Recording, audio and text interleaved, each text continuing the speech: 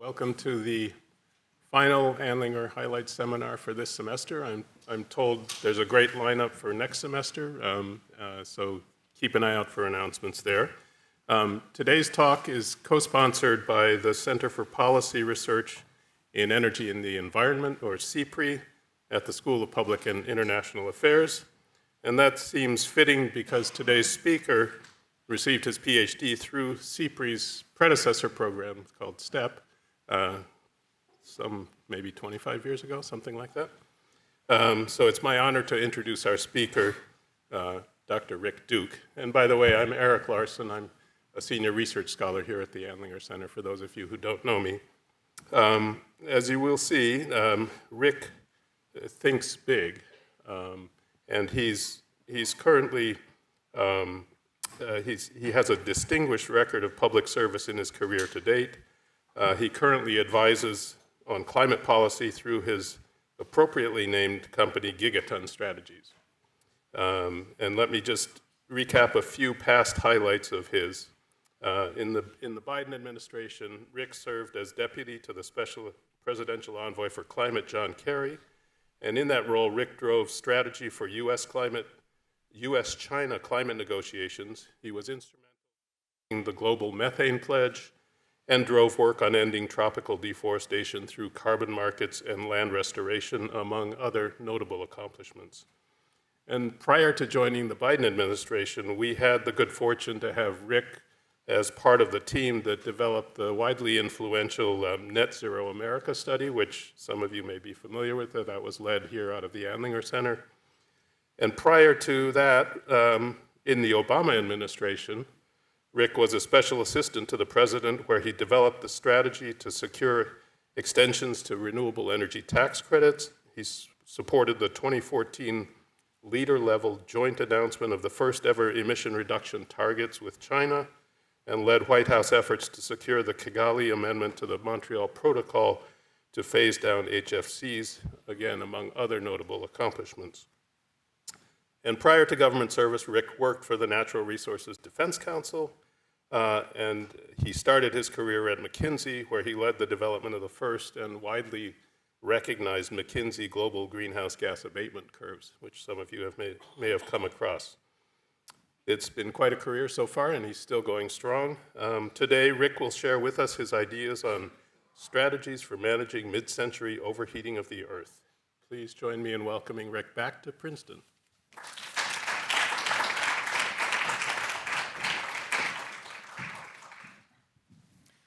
Thanks, Eric. It's a pleasure to be back, and I really appreciate the kind introduction and the opportunity to work with the Princeton community on climate change.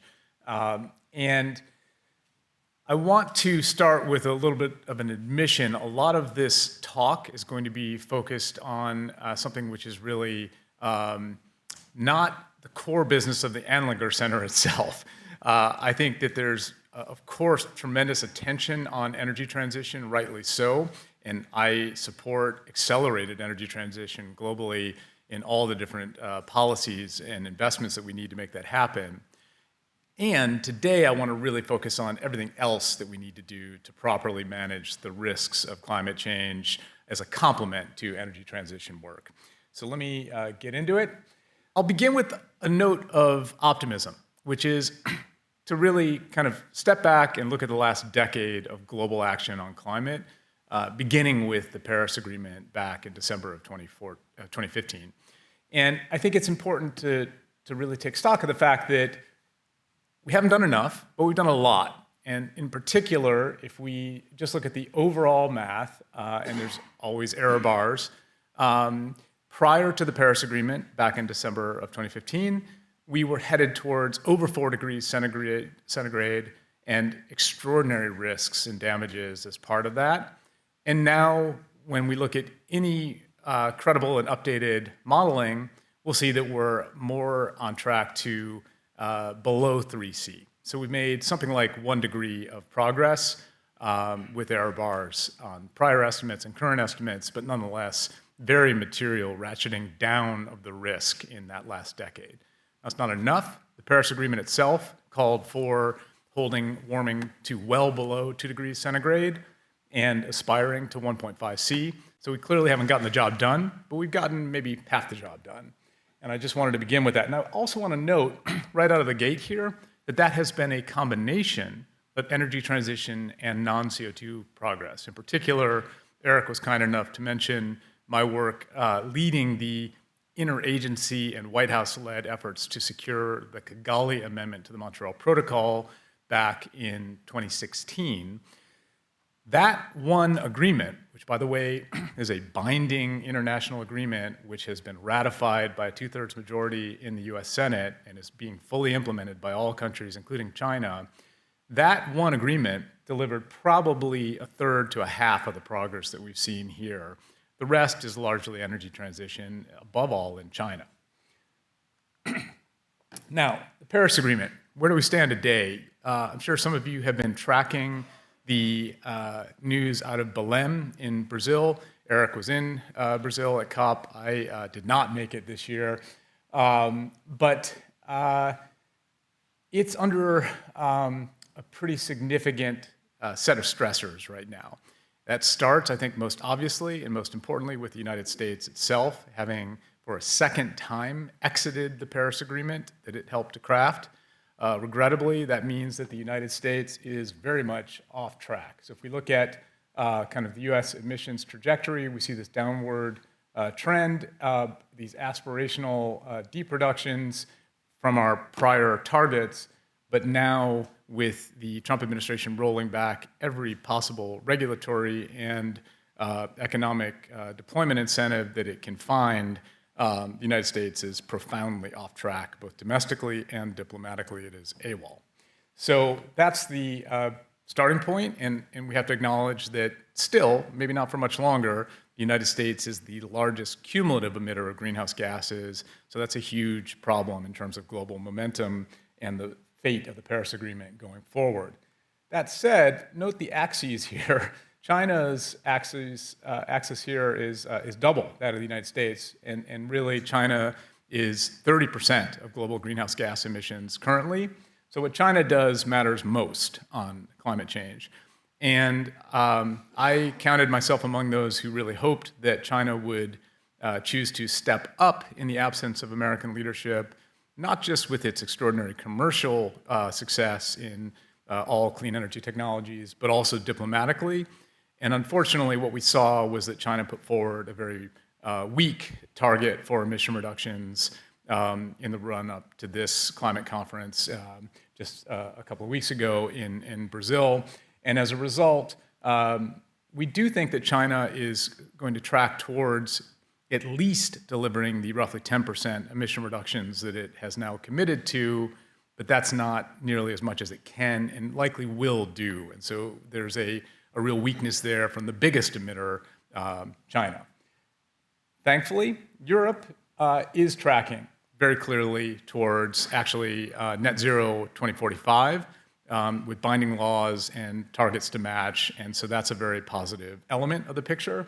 And finally, India is a bit of a wild card, but what we are starting to see is indications that the energy transition is really picking up pace in India. So these are the big four. They account for over half of global emissions. There's many other complicated stories to tell beyond these four, but it gives you a sense of where we are, which is to say in a very challenging place on the Paris Agreement, with the exception of the EU being very clearly on track and India starting to look hopeful in terms of its actual on-the-ground energy transition.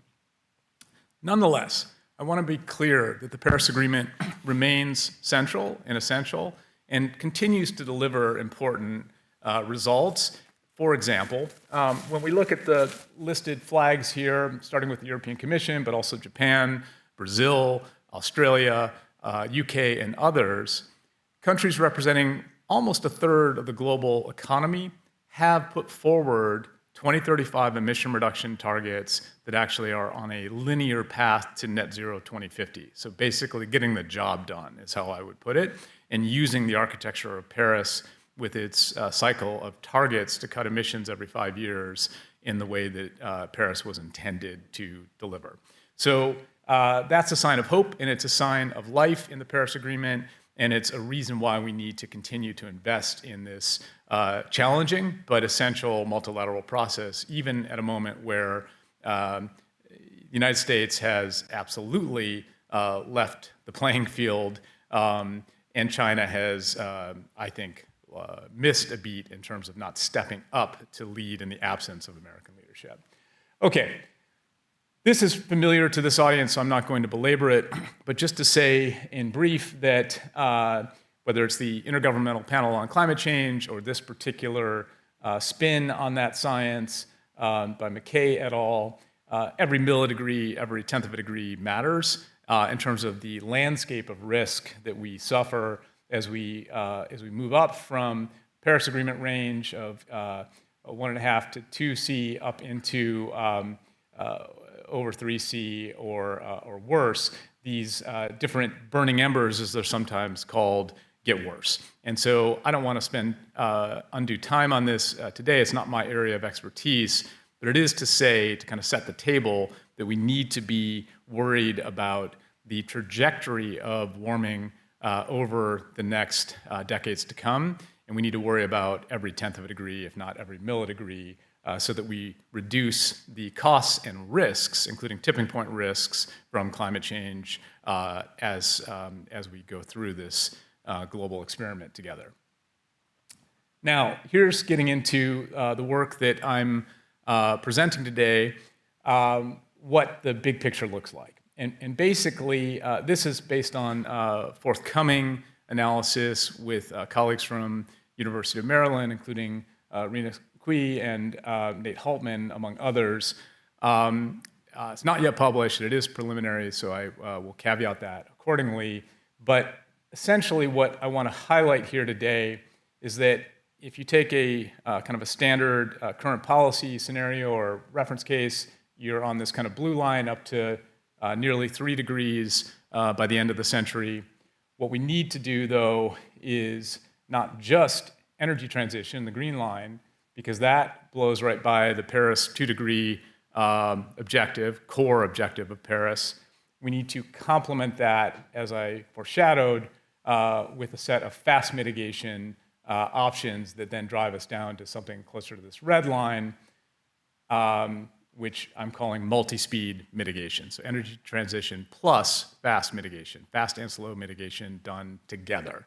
And the way to make that happen is through a combination of levers that are going to be able to deliver faster net cooling benefits than energy transition alone. And I'll unpack that here in a minute as to why that's the case. But it is largely about cutting methane, ending deforestation, above all in tropical countries, and then a set of other smaller but in aggregate important measures that can be added to the picture in order to manage the trajectory of warming relatively successfully. I want to be clear, even the positive case here on the red line blows by 1.5 for a period of time, and I think, unfortunately, that's the world we're living in now. In a scenario that we're now experiencing where the United States has exited the Paris Agreement for a second time egregiously and basically unwound every single policy that the current administration can find on climate, the United States is not on track in any definition. And in a scenario where China has chosen not to put forward a stronger NDC emission reduction target, and others, apart from that cohort of countries that I referenced, led by the European Commission, are not really tracking. We are going to exceed 1.5 on any measure. And so the question is, how do we manage it? And here I'm arguing that we need to do a combination of energy transition plus fast mitigation levers to complement that. Okay, this is incredibly complicated, but I want to just briefly kind of level set on some of what's going on right now with our current experience of, call it 1.4C of climate change. I'm not going to try to unpack every aspect of this, but I want to give you a sense of the dynamics here. If we start with what's happening in terms of current climate change, about a degree of climate change is from CO2 in the atmosphere. There's a little bit from N2O, mainly from agriculture. There's some halogenated gases like HFCs. and others. There's methane as a is a significant driver as well. There's also tropospheric ozone caused in part by methane. And then there are these cooling aerosols. And if you step back, you can see that those forcing effects derive from these various emissions. In some cases, it's one and the same. So CO2 is both the emissions itself and the forcing mechanism. But in other cases, it's more complicated, like methane is both a pollutant and thereby a type of emissions. It also creates its own forcing, and it contributes to tropospheric ozone formation. And the point of all this is that if you go down to the level of a specific sector, you have to take into account both, let's take industry, you have to take into account both the, let's call it 0.4 C of warming effect from emissions from industry thus far, but also the kind of aerosol cooling from co-emitted emissions from industry. So you have to look at the whole picture on a net basis if you want to have an ability to manage the climate journey that we're on together properly. Okay, this is a little more digestible version of kind of how does that all synthesize. And I want to caveat that this is not a perfect analysis, but it is indicative, I think, of the overall picture that we're living in right now. And there's some things that really jump out at you. This is basically trying to show in the gray here, what are these coolers doing sector by sector, and then to the right side here, what is the forcing from the emissions, like in the case of electricity generation, CO2 emissions, of course. And what you see is pretty striking. Roughly, power generation has put a lot of CO2 in the atmosphere and caused something like 0.2 C of gross forcing accordingly in current climate dynamics. But the sulfates that power generation, in particular coal combustion, are emitting in the atmosphere roughly offset all of that warming effect thus far. Now, you play forward to 2100, that's not true anymore. So just to be clear, this is about the right now net warming impact of different sectors. It's not about 2100. That's a different set of questions. And then if you look at something like agriculture, it's mainly a methane question. There's also some N2O, and there's not much in terms of offsetting cooling emissions. And so you get a larger contribution to today's 1.4 C from agriculture than from electricity generation, according to this math. And land use change, in particular deforestation, also a big contributor that I want to spend some time on. I want to note that in this particular analysis, it doesn't yet account for the co-emitted aerosolizing particles from deforestation, but the hypothesis, which we need to validate, is that those are going to be relatively small for forest emissions. So you're going to remain with a large contribution to today's climate change from land use change and deforestation specifically. So that's kind of the big picture. We may want to return to this if there are related questions, but gives you a sense of what's going on right now, sector by sector, on a net warming basis, taking into account these puts and takes. Okay, now what does that look like as kind of a movie going forward? And this is unpacked from our GCAM modeling estimates of different mitigation scenarios. And I want to just start with the solid lines, not the dashed lines, and give you a sense of some of the dynamics. So now, as you might expect, energy transition, because of what I just showed you on the power sector, doesn't do much for you in terms of net cooling until you get to mid-century, and then it dominates. By the time you get to the end of the century, energy transition is hugely important because those short-term aerosol sulfate emissions are no longer that important, and instead what matters is the accumulated CO2 emissions in the atmosphere that, of course, the CO2 lives for hundreds of years, and over time that becomes a dominant driver of 2100 net warming.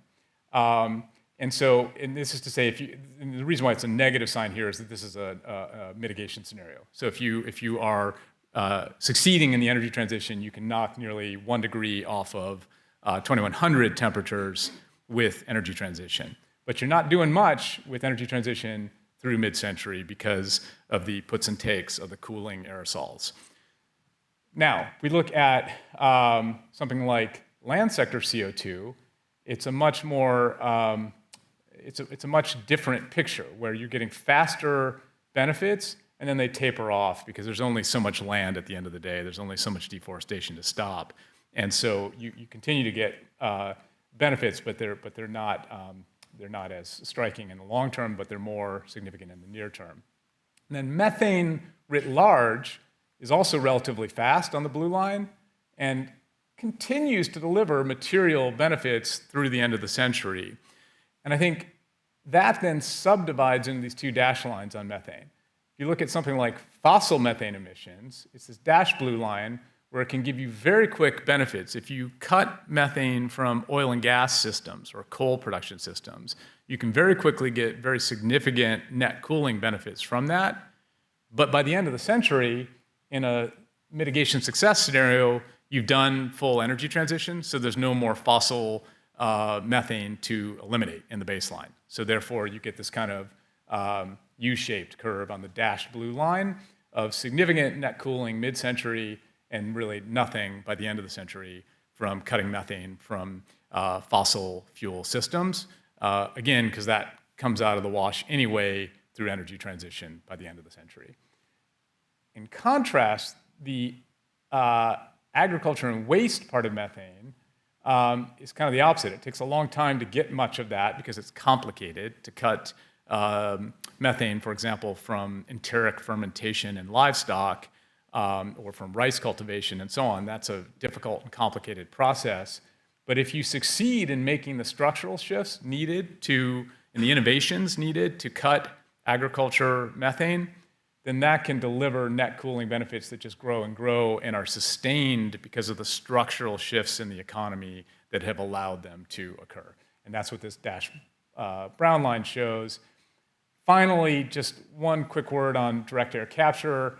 You can obviously make different assumptions on any of these modeling exercises, but on a conventional estimate of what direct air capture and similar carbon dioxide removal technologies can do, it doesn't give you much until 2100, and even then, it's only maybe 1/10 of a degree of net cooling. So important, but very backdated, and in and of itself, nowhere near enough. So that's one way to look at the modeling results that we show here in a multi-speed mitigation success scenario. And to be clear, all this is contingent on lots of action for continued energy transition, accelerated energy transition, but also ending deforestation and also substantially cutting something like 40% of methane emissions and some of the other non-CO2. So none of this is guaranteed, but it is a sense of what the dynamics might look like in a success scenario that reduces overshoot mid-century and gets us back below 1.5 C by the end of the century. Now, further synthesizing this, what are we talking about here? Well, in mid-century, in a reference case that we're working with, kind of continued policies, we hit 2C, and then we move up to 2.9 by the end of the century. And actually, I'm realizing that should probably be more like 2.1, depends on which date you pick. But anyway, the fast mitigation levers, cutting methane and other non-CO2, ending tropical deforestation, give you this really material reduction benefit mid-century, and even larger benefit by 2100. But then, in contrast, energy transition and some of these other slow mitigation options don't do much mid-century and then dominate in 2100. And you get these net outcomes of limited but material overshoot above 1.5 C, and then keeping 1.5 C within reach by the end of the century. Okay, so if this is the picture that we face, what is the status in terms of our efforts on mitigation globally? And this is where I want to start with the fact that if you look at where the money is flowing, both public and private, and all the blending of investment in between, it looks like an energy transition story. And so this is last 6 years of overall mitigation investment according to the Climate Policy Initiative. And what you see is that the money has been increasing. It's more than doubled overall, and it's going into energy transition, almost all of it. This little bit of other is where, a subset of this is money to stop deforestation and cut non-CO2 superpollutants like methane. So it's a profoundly imbalanced picture in terms of the level of effort compared to the immediacy and extent of the prize from energy transition versus fast mitigation. I shouldn't say versus, but energy transition and fast mitigation. It's not a very balanced picture right now. And let me just say a little bit about how we're doing kind of on each of these elements. Now we're in a little bit of a closer look at non-CO2 superpollutants and specifically methane, the big prize there. And what we see is that there's this little sliver of hope where in a report that just came out, there was an estimate to take stock of what the Global Methane Pledge and the associated philanthropic spending and government efforts since 2021 have achieved on changing methane emissions trajectories. And the answer is a little bit. There's been this tiny wedge of reductions in trajectory of methane emissions, but obviously not the kind of profound shifts that are envisioned by, for example, the Global Methane Pledge target of a 30% reduction by 2030. Nonetheless, it's starting to register in terms of 0.02 C of avoided warming by mid-century and some other nice co-benefits there listed in the table. But it shows that failure to mobilize sufficient policy and investment on overall fast mitigation, including methane, means that we're just not getting the job done here at all. And so just on this picture, rough estimates from International Energy Agency and others suggest that we need to, we already doubled once, and we kind of need to double again on energy transition investment, and then we'll be at a reasonable pace on energy transition. So non-trivial, but we're starting to get the job done on that. But on methane and all these other fast mitigation priorities, we're not even in the ballpark yet. Now, what about forests? This is a movie of kind of the political economy of deforestation in Brazil. And what you see here in terms of deforestation rates, I think pretty reliably reported by government of Brazil, is that politics matter, and that deforestation rates came way down under President Lula da Silva's first administration, kind of stayed in the same zone under his successors. And then when President Bolsonaro came in, they spiked up again, and then Lula has been driving them back down again. There's more complexity here. There's wildfire dimensions and lots of other things going on. But what this is meant to indicate is that when there is political commitment and investment that follows on enforcing laws and doing all the things necessary to control deforestation, it is possible to bring down deforestation rates in places like Brazil. And so it's a call for us to try harder, work harder to support Brazil, Democratic Republic of Congo, Indonesia, other major forested countries to get the job done on actually ending deforestation in the next 5 to 10 years. And if there were enough commitment, I think it could actually be done in principle. You don't have to wait for new technology to end deforestation. You don't have to wait for capital stock to turn over, as in the vehicle fleet or in industry. You just have to have the right commitment to enforcing laws and otherwise investing in making it happen. None of which is guaranteed or easy, but part of the pitch here is that we should all be just trying harder and prioritizing more action on this agenda. Now, what about the energy transition itself? I just want to be very brief here and say a few quick things about energy transition, which of course is absolutely essential for stabilizing long-term climate, as I've noted.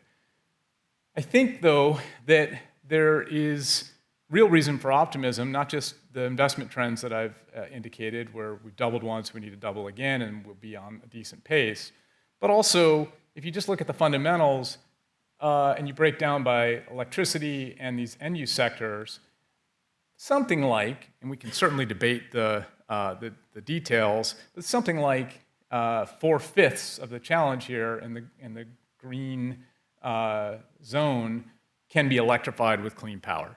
And electricity from clean power has just gotten really cheap. And this is one of many different ways to talk about that. This is a Lazard product that shows conventional electricity and ranges of cost for natural gas combined cycle, nuclear in the US being expensive, unfortunately, coal also relatively expensive.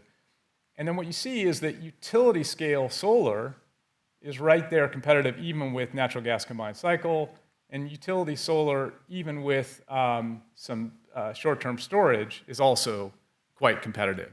And the costs just keep coming down, especially for the storage part. The solar part already has crashed, and I've mentioned this already to some folks here, but back in 2002, when I wrote my dissertation here on the economics of clean energy buy-downs, at that point, my advisors and I agreed, and I take full responsibility for this, that we could not imagine solar photovoltaic prices falling below what would be $1 a watt in today's terms.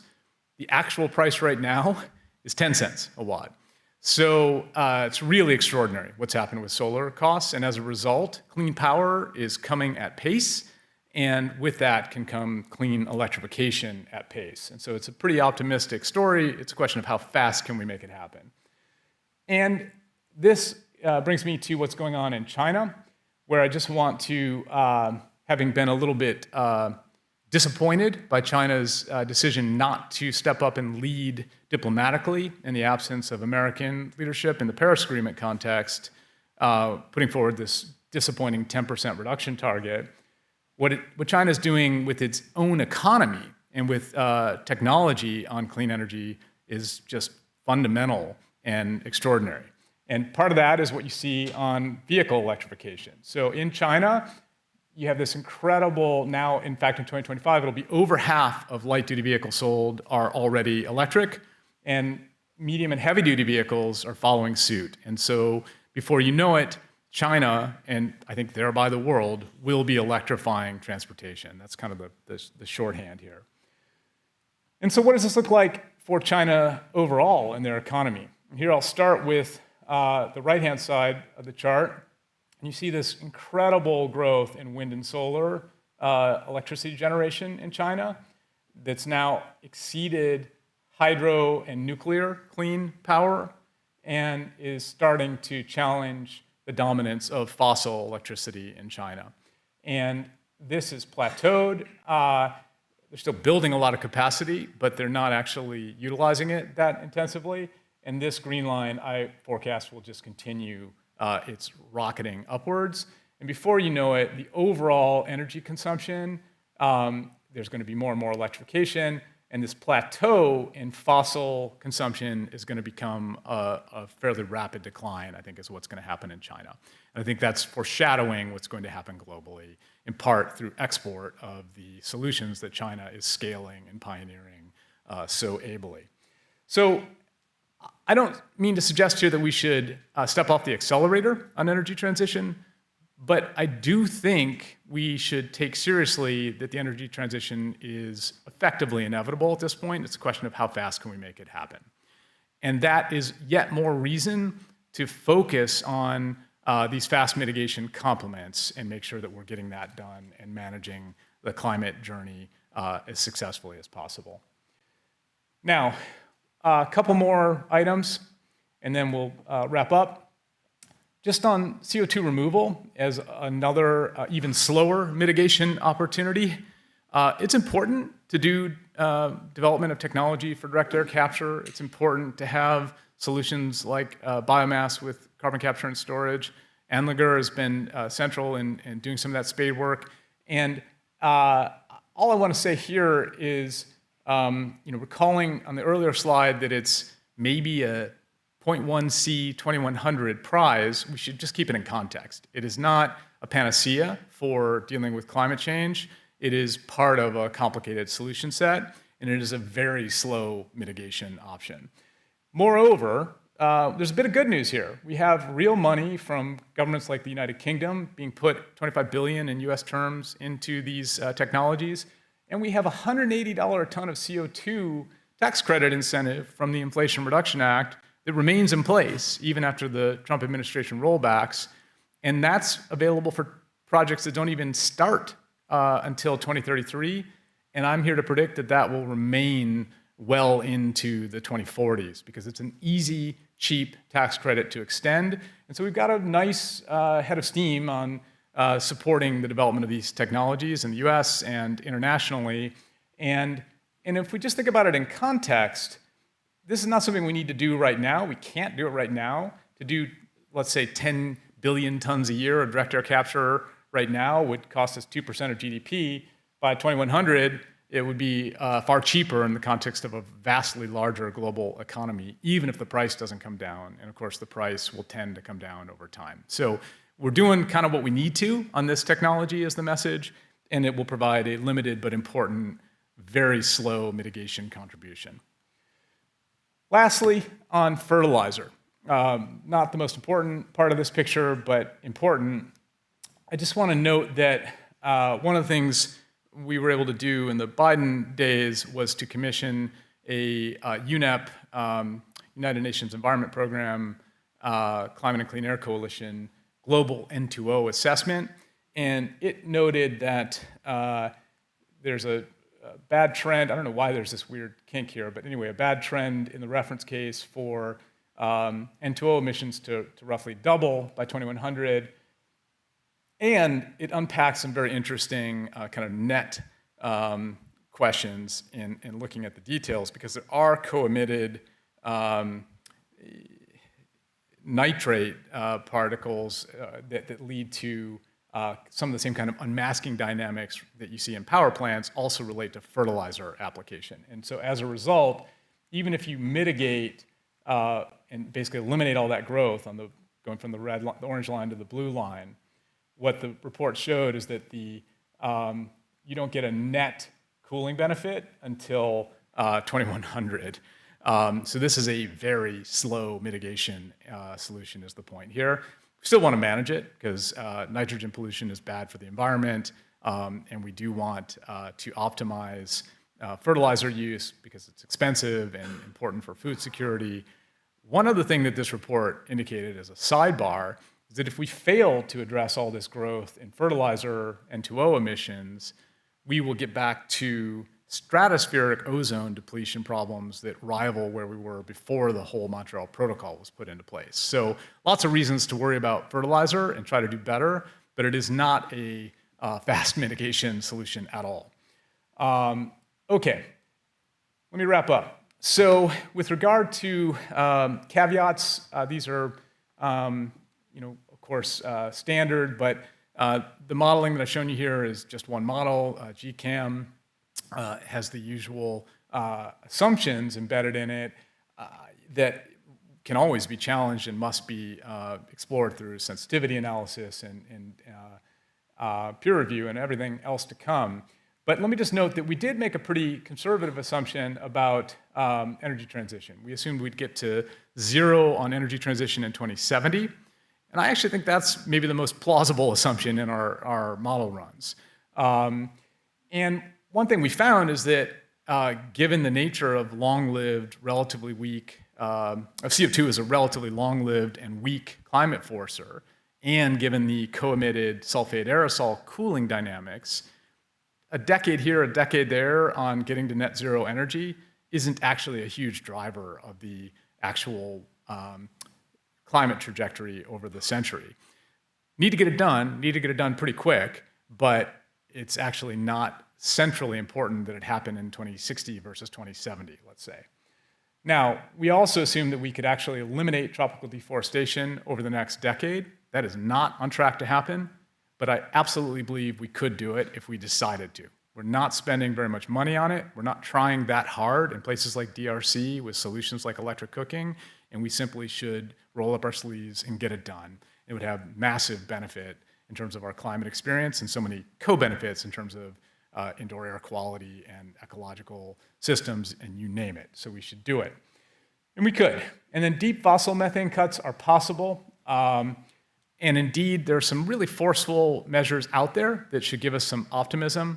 During the Biden days, we worked very hard to encourage the European Commission to put in place a fossil methane import standard that remains in place and which will, starting in 2030, set standards for imported oil, gas, and even coal to ensure that they are low methane in their production and processing and distribution. If that were echoed by, let's say, the United Kingdom and Japan and Korea and ideally even China, you could start to very seriously and very quickly get at that part of this puzzle. And so I'm continuing to focus on that and hope that that succeeds on the fossil methane piece. Agriculture and waste methane are going to take longer, but as I noted, they give you these durable structural cooling benefits, not just in mid-century, but also end of century. Because if you shift to a better form of agriculture with better technologies, more productive livestock, maybe some feed additives that reduce fermentation in the gut, those shifts should persist structurally in the economy. So even though methane only has a roughly 10-year atmospheric lifetime, the shifts in agricultural practice can and likely will persist indefinitely and continue to deliver climate benefits, not just mid-century, but also end of century. And then finally, I should just note also on waste methane, that's something where it requires a lot of subnational leadership. So you need cities and states and the equivalents around the world to act on things like composting and landfill capping and collection. It's complicated. It can be done. It's not that expensive. There are co-benefits, but you're not going to get all of it, but you should be able to get some of it. And again, like the assumptions that we made here are you're cutting overall methane something like 40% below reference by 2100. So we're not assuming complete success. Future research, we do need to look a lot more closely at land sector carbon flux. They're huge, they're complicated, they're global, they intersect with food systems. People like Tim Serchinger here and many others, Eric, have looked at this for years. And we need to update and really take seriously what's going on with overall fluxes, because I think a lot of the integrated assessment models are a little loose on how they handle those questions, and I think they're too important to leave in that status. I think we do need some things like fertilizer mitigation to get better representation, but that's not going to move the numbers much on near-term climate. And then I think there's a lot to be said on some almost unaddressed dimensions of these analyses, like what can be done to actively manage tropospheric ozone, not just as a public health challenge and an agricultural productivity challenge, but also as a climate contributor in its own right. So just to wrap up, this is a reminder of what the kind of overall analysis here illustrates. And again, you're seeing a reference case that's still quite grim, heading up to 3C nearly by 2100. If we only focused on energy transition, which I should say, by the way, is often what you see in the world, not just those financial flows, but if you read the recent piece by Bill Gates, for example, there was no mention of deforestation or non-CO2 in that entire argument about climate change from Bill Gates. If you talk to most politicians and you ask them what climate's about, they'll say it's about energy, full stop. And so it's not a coincidence that 95% of the investment is going into just energy transition. We do need to add into only energy transition. We need to add these other things to the ticket. So, and if you do that, then you can get to something closer to this red line journey, which does overshoot 1.5, but can bring you back even below 1.5 by the end of the century in a full success scenario of multi-speed mitigation. So that's it. I'll wrap up there. I guess I'll note one last thing, which is, of course, as we get into, 1.4 C on a 10-year average and spiking up above 1.5 C in El Nino years and all the impacts that entails, more and more the world is going to turn to geoengineering questions.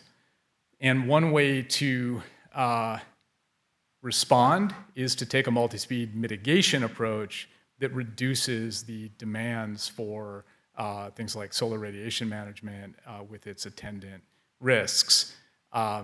Also, if the world ends up going down the track towards some of those solutions, at least if you're doing something like the red line here, you're limiting the duration and extent of the geoengineering that might happen politically over the next decades. So just to note that in some measure, fast mitigation is at least a political and even substantive substitute for some of the calls that we're hearing increasingly for things like solar radiation management. I'll wrap up there.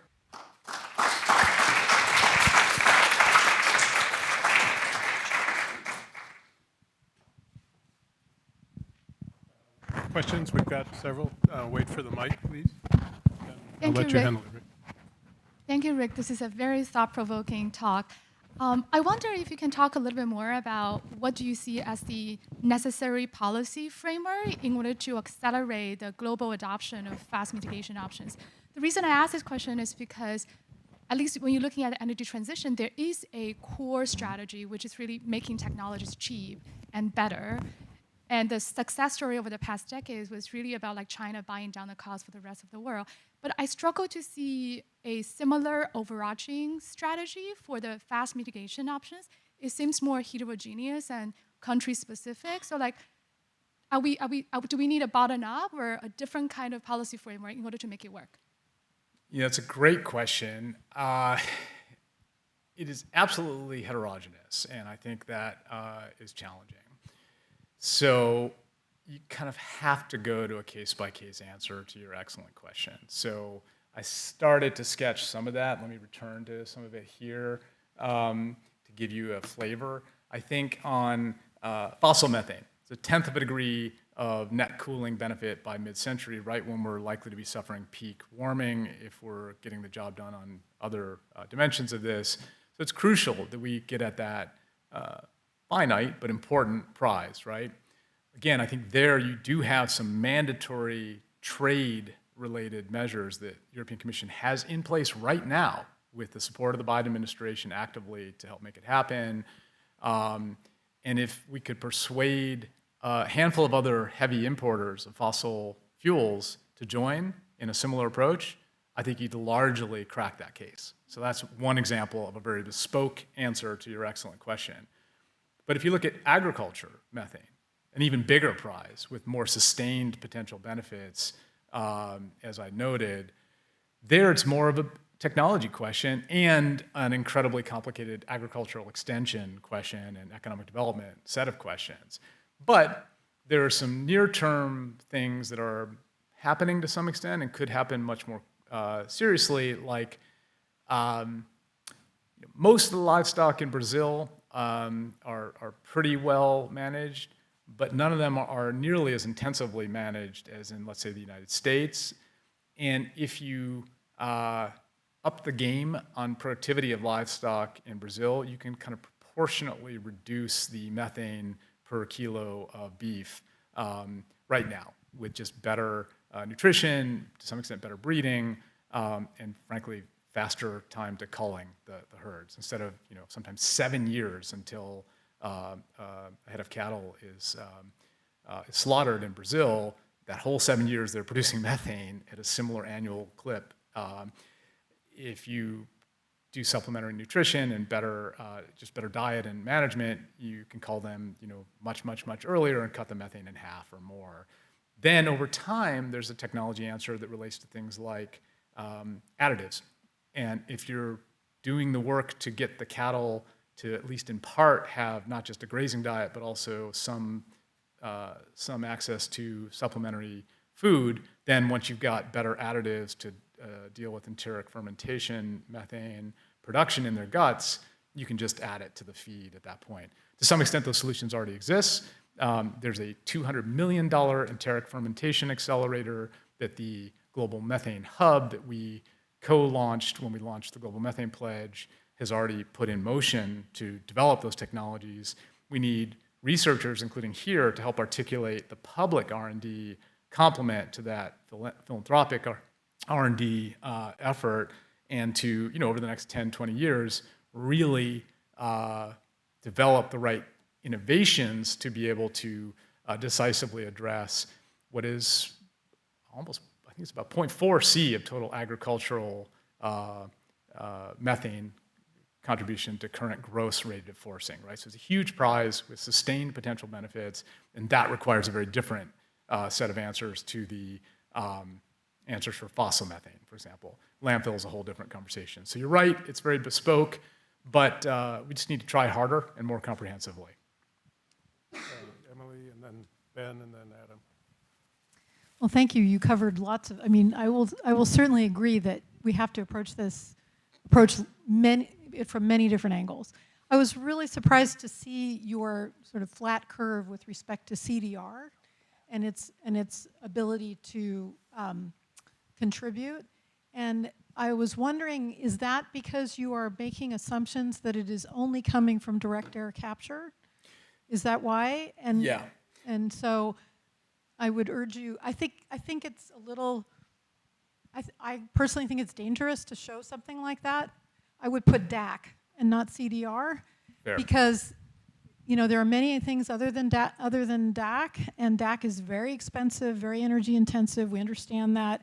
And so understanding the assumptions that go into that green line, I think, is really important. And I would worry that policymakers would look at that and say, well, we shouldn't invest in CDR at all. And that would be a tragedy. Yeah, very well said. It is direct air capture, or equivalently biomass CCS, is kind of the kind of technological carbon dioxide removal there that's represented. But not all technologies. But not all technologies, and none of these analyses are going to be fully representative of the sweep of options in front of us. I do think that qualitatively, we're going to struggle to see big mid-century contributions to net cooling from any of the technological carbon dioxide removal technologies. But I also think that we have to develop them now. And so I tried to kind of allude to that. And your point's taken on the nomenclature. We should be very careful in terms of what we describe that as and how we characterize it. This is all still very much work in progress. But I did want to, on this, I think it's important that we have this $180 a ton sustained incentive for deployment in the U.S. And as we were talking about earlier, I think we do need to make sure that's technology agnostic and that we make it happen on the technology innovation and demonstration and deployment journey for all those technology solutions. They're important to the stabilization part of the puzzle for sure. Okay, and can I just say one more thing? This is just a historical note that I think you will be interested in. One of your bullets had to do, of course, with waste methane removal. And Gary Andlinger, who is the person responsible for why we're all sitting in this room, and he, roughly 20 years ago, maybe even more, I mean, he was a real pioneer, invested in harvesting methane from landfills in South America, lost a huge amount of money because it was way too soon and because he had expected that there would be cap and trade markets that never materialized. And so I bring that up because it is clearly low tech. It was available to do, but if the policy isn't put in place to do it properly, it won't happen. And I think it's an important thing to remember, morality tale or whatever. And just to say that he was, it's good to remember him and the fact that he was thinking about this before many of us were. I think we got time That's for great. 2 more questions. Ben? So in the beginning of your talk, you showed how different countries are doing in terms of their trajectories towards net zero. Do we have a sense when you disaggregate the fast mitigation, how different countries are doing in their trajectories on fast mitigation? And then relatedly, you talked about technological adoption as being a key part of the picture, particularly in agriculture. We already have a fair bit of real-world evidence about tech adoption curves that are associated with the energy transition category. Do we have a sense of how tech adoption curves compare in agriculture to energy transition? Yeah, great questions. The first one's easier but complicated, and the second one will be tougher. I think one important development is that John Kerry relentlessly engaged with China on climate during the Biden administration. And I guess because I was staffing him, part of that was on methane and non-CO2. And it is very hopeful that while the emission reduction target level from China was disappointing at only 7 to 10%, below basically current peak, the form of the target includes methane and non-CO2 for the first time, consistent with the Sunnylands statement that U.S. and China agreed to when we had that opportunity to engage with China. So China, 30% of global emissions, is indeed really seriously engaging on methane mitigation, on industrial N2O mitigation, on a whole set of non-CO2 complements to their, of course, extraordinary energy transition investments.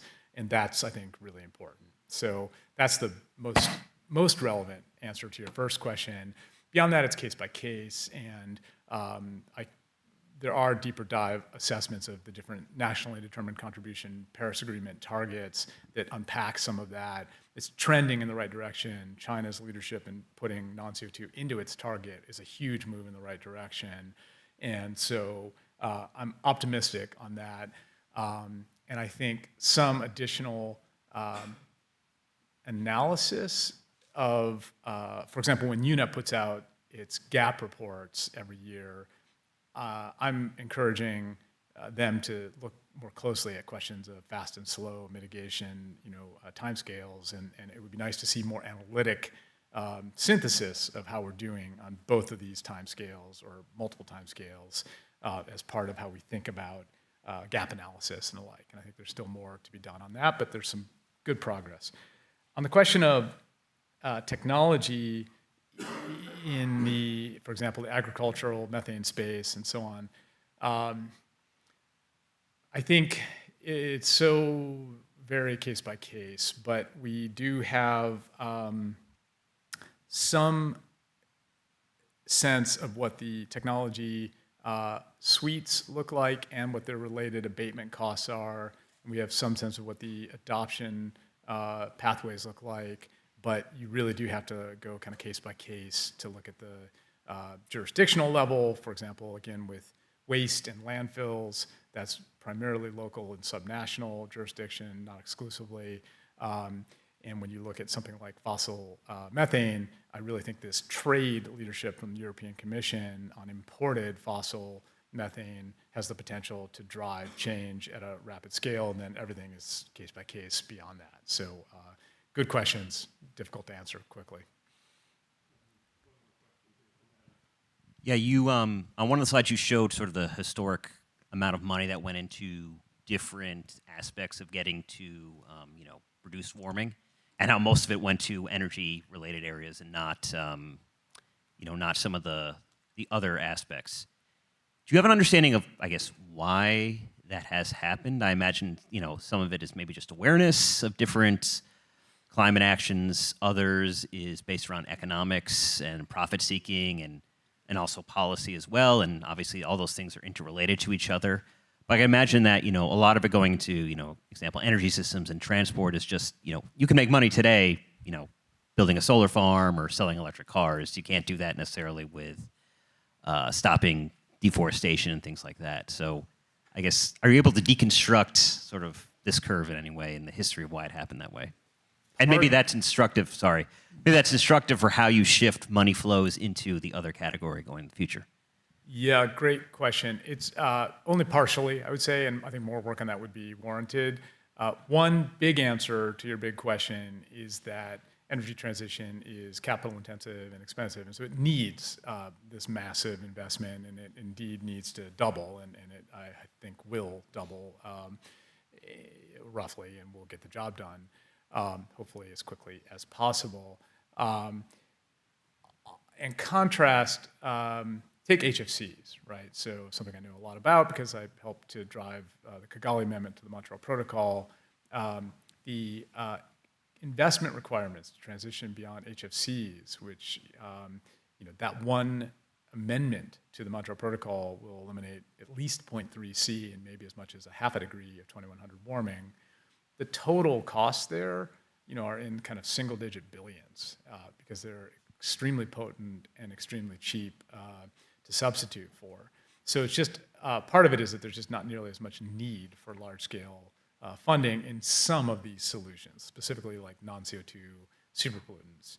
But some of them are pretty expensive. I think if we're going to actually stop deforestation, rough numbers, I think we do need to find a way to get on the order of $10 billion a year flowing into supporting forested countries and ending deforestation and paying to maintain standing forests. And right now, that's not in prospect. And we've got to find a way to solve that. It's not a limitless problem. $10 billion a year is not that big of a problem, but we've got to do it. And by the way, people will say, oh, but forests are impermanent. And that's true. And wildfires are a thing, I agree. And to my mind, that's all the more reason to get ahead of the deforestation problem, because of course the risks of biome shifts and tipping points in Amazonia or otherwise increase with every hectare that we deforest. And so, yes, it'll be stochastic. You won't get guaranteed outcomes by preserving Amazonia, for example. But we can guarantee that we're running ever greater risks if we don't get ahead of it and try. So, each category is its own bespoke conversation. It is worth unpacking. And I do think for the superpollutants, it's cheap, but still we're not investing as much as we should. And some of them, for forest priorities, it's not that cheap, but it's a lot cheaper than energy, and we're not doing nearly enough. And then methane's kind of maybe more similar to forests in general. Actually, the fossil methane piece is cheap. We just need the political will, and that's where these import standards might be able to bring us to a better place. Thanks.